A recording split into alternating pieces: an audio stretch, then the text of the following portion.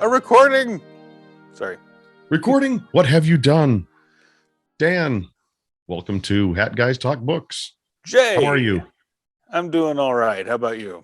I am doing wonderful. I have a hat. I see you have a hat. And a pipe. And a pipe. And I have a new book. Look, I have a new book that showed up today. What you got? Oh, dude, that looks glorious. I pre-ordered this thing. I don't know how many months ago. It got delayed. And I'm like, Gru Meets Tarzan. How could I not buy Gru Meets Tarzan? Nice. I follow Mark Evanier online, and the book showed up today, and I heard it show up at the doorstep, and my wife's like, "Did you order something?" And I'm like, "Maybe." She opens it up and she's like, "This is definitely yours." Long ago. Yep. It's like Kickstarter. Kickstarter stuff shows up and you're like, "Oh my gosh, that's right. It's Christmas again." Yep. I've hit sunburn season. The sun is coming out more often now up there. It's coming out more often, and up here in the mountains, that means sunburn for about 4 months straight. And if you can't tell by my voice, I spent the whole weekend screaming. I meant to be recording some audio, and with this voice, there's just no way I'm going to record audio, but hey, for video, it works. Anyway, Dan, what did you want to talk about today? Oh, we were going to talk about Bradbury, one of the greats. Good old Ray Bradbury. So many stories, so many pictures of him in short shorts. And the greatest 90th birthday party ever. I don't know this story. Oh, so there was a comedian who she was kind of positioning herself to be a female Weird Al for a while, named Rachel Bloom. Her career fizzled since then, but at the time she was on the up and up, and heard Ray Bradbury's 90th birthday was coming out, and so she did. Are we gonna be bleeping this, or is this just an adult language show? It's adult language. It's not made for kids. By all means, curse away. So she made a music video for him for his 90th birthday called "Fuck Me, Ray Bradbury." Oh God! Which you can find on YouTube and is brilliant. It is hilarious.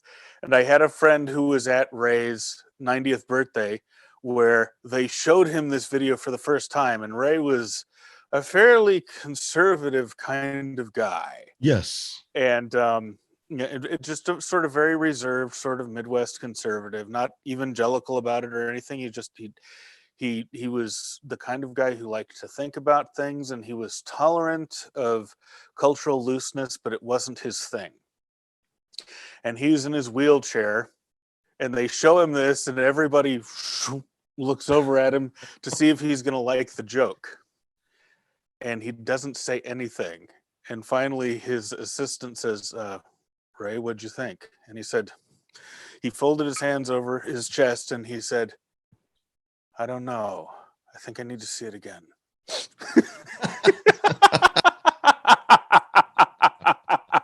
Oh, brilliant. Brilliant. Oh. So when did you first discover Ray? I think my first encounter with Ray was I caught an episode of Ray Bradbury Theater on USA in about 1986 or 87. Oh my. It was an episode about a brother and a sister who were having trouble with the family estate.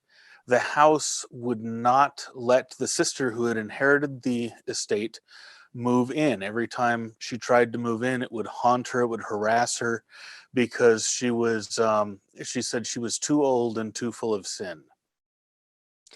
And so she comes and asks her brother for help, and her brother's like, "You're being crazy." And so he goes and he spends the night in the house, and the house shows him all of this phantasm of this wild party that he had been involved in his youth, with orgies everywhere and whatnot.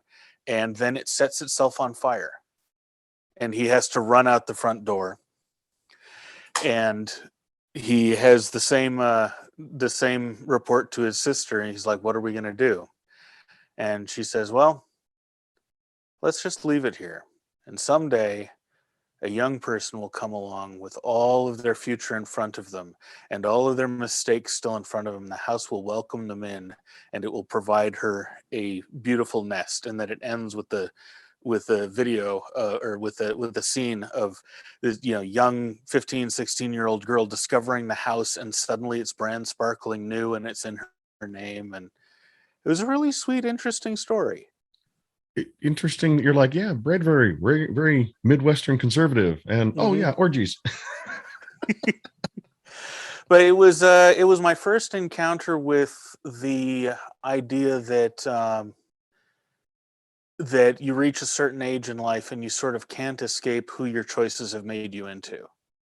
And I had never run into that idea before, and I found it really interesting. And so I went and I started looking for his stories, and I came across the Martian Chronicles, and then the Illustrated Man, and then I got into radio dramas. And of course, many of those stories, as well as many others of his, were bought by like X-1 and Dimension X back in the 50s, and wonderful dramatizations. And then, of course, Fahrenheit 451. And then when I was 13, I think 13 or 14, I must have binged a lot of them that year. I ran into Something Wicked This Way Comes, and my heart just fell completely. It was so wonderful. Such a great book. And I believe for me, it was the Illustrated Man that I first ran into, and just all of those short stories. And the picture on the cover was just half the guy Mm-hmm. and Yep. just tattoos all over. Yep. And Yep. that's what attracted me to that. And Mm-hmm. by this time, I'd already been reading some Heinlein. And it's like, Mm-hmm. okay, I ran out of Heinlein to read because I like getting the short little books. And I'm like, Yep. Illustrated Man, boom, got it. I burned I through that was, thing in so yeah. fast. Oh, I know. And I was, as a kid, I was one of the kids that was bullied at school because I was bookish primarily.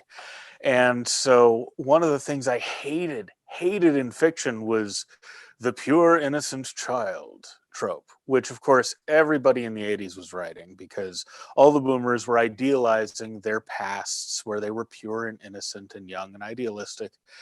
And Bradbury, that reading the Velt from the Illustrated Man, I was like, someone understands what children really are.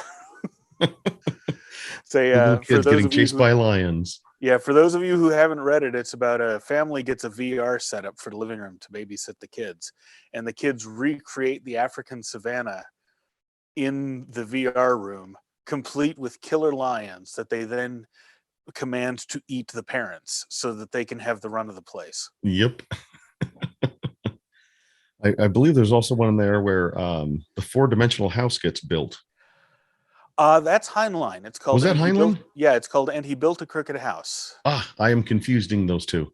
Yes, Yep, that one was a strange story as well, but indeed. lots of Bradbury stories. I remember Fahrenheit 451, and how everyone had to memorize a book, and everyone had Mm-hmm. by the end of the story, everyone has, oh, you're Lord of the Flies, and oh, Yep, you're 1984, and everyone had a name that was a title of a book.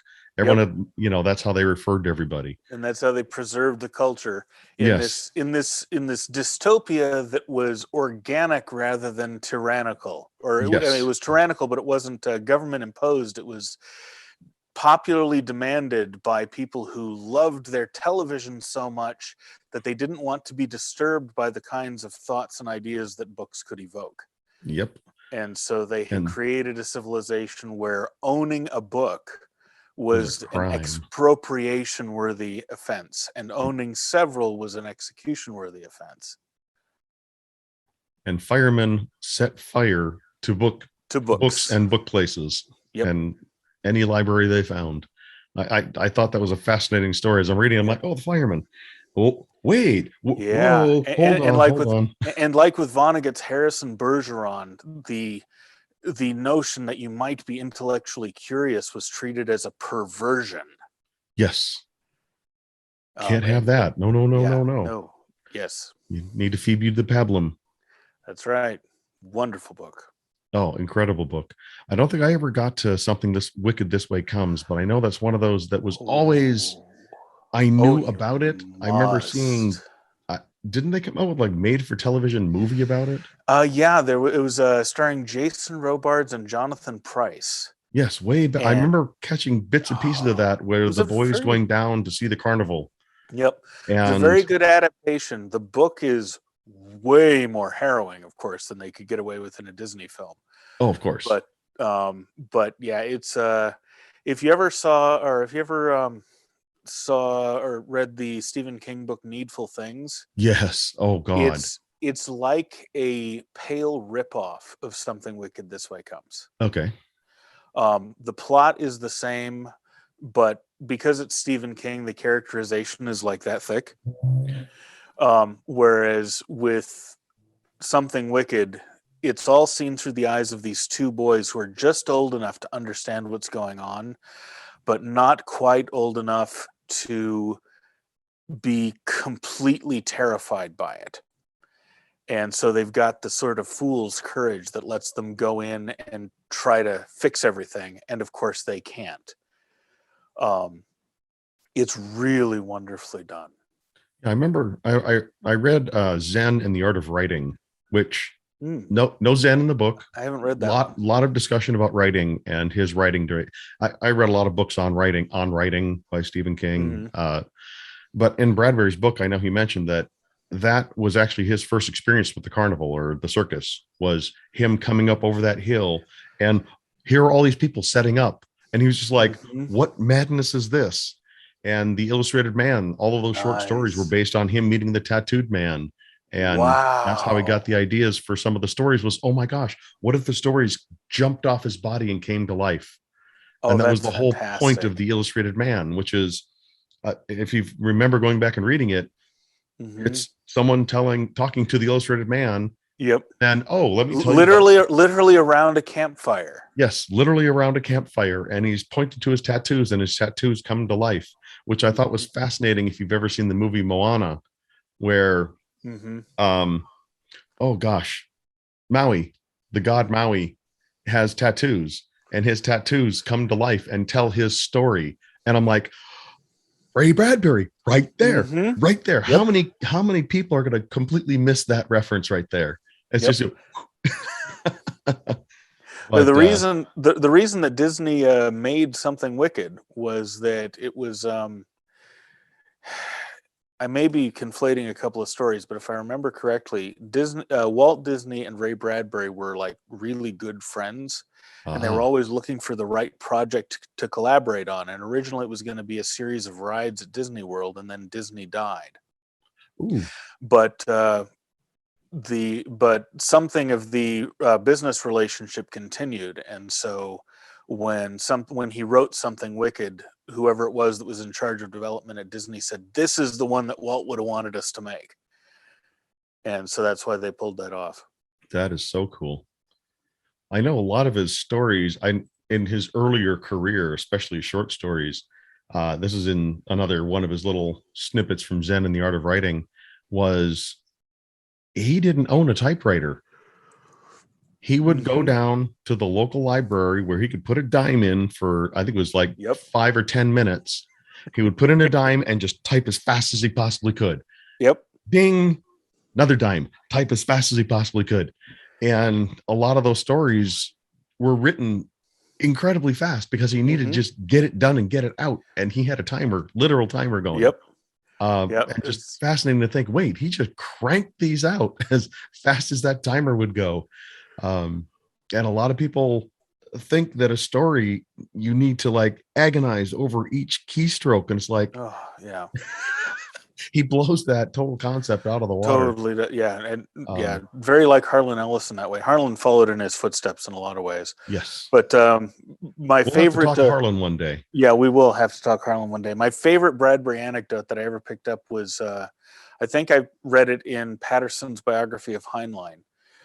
Bradbury basically was the annoying kid that was hanging around science fiction conventions, pestering everybody for advice. And at one point, he's about 18 or 19. He wanders through a party and says hi to everybody, and then goes and grabs, I think it was Sprague de Camp's ear, and like drags him off into a corner. And someone asks Heinlein, "What's the deal with this guy? With this annoying kid?" And Heinlein said, "Be careful. That one's going to eat us all for lunch." because even at the time at 19, his output was so vast. Yes. Yep. He So, he definitely cranked out a lot more stories than were ever published. And yep.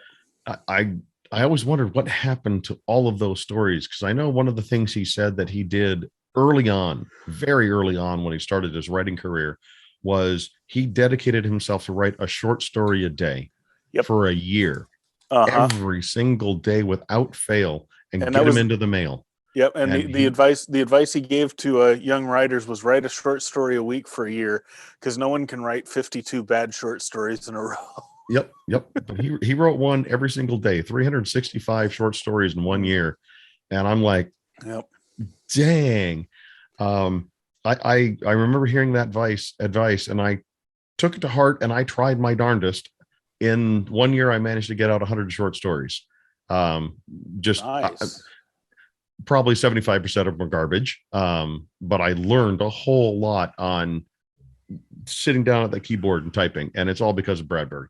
Was just sitting down, focus on that keyboard, focus, just type, just let the fingers go. Disconnect your brain. Don't focus on, oh, I need to have this foreshadowing, and oh, the shades need to be blue. No, just go. Write the story that's in your brain and get it out first. Yeah, the one of my listeners over at the Everyday Novelist pointed me to a lecture he gave at a Worldcon or something back in the 70s, and he in which he outlines the Bradbury challenge for young writers, which is do a short story a week. But it turns out there's another half of it, which is read one essay a day and read one short story a day. And I've never done that one. So later this year, once we get settled enough that I am not completely running myself ragged, we're going to start doing that on the Everyday Novelist, I think. And that's going to be fun. You have something.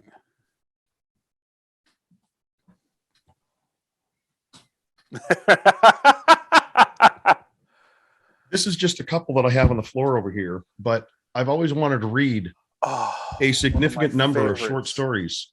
So I have collection after collection of short stories over here. And that's something I wanted to do on TikTok, is to do a little TikTok going, let's read a short story, roll some dice. And I think I've got 20 anthologies from all kinds of different authors. Nice. You're making me jealous, because my books are all still in storage and will be for another year. But I've got some Asimov down here. I've got all kinds. I've got digital versions. Roll a 4-sided die. 1 and 2, I read a physical. 2 and 4, or 3 and 4, I read a ebook. And then figure out which, roll the dice, see which book I read, and then let's read a short story. Boom. Very cool. Yeah, that's something I want to get. I've been meaning to do it for a long time, and I've got you got one of my favorite writers there, which is Poe. I absolutely love Poe. When I got this book years ago, and I've read several of the stories out of it, but that's doorstop. Yeah, that's the complete works right there. That's a flipping doorstop. Yep. It's every word of Poe in there. And I've got, I thought I was going to read Conan in doing this, but I'm like, oh wait, those are much more novellas than they are short stories. Those are definitely longer works. But I will get through those. But I bought the complete collection of Howard, so I have all the Conan stories. Nice. And I even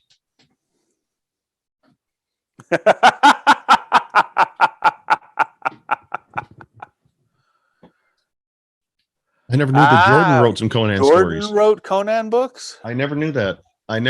So I'm anxious to dig into the Conan lore. I only ever ran into him with Wheel of Time, and I just couldn't get into Wheel of Time at all.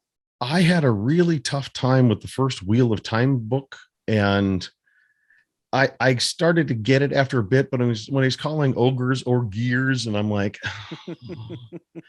I struggled with some of the terminology, but it was some really good writing. I'll say that. It just didn't stick. Like, to me, Tad Williams is a fantasy author. Anyway.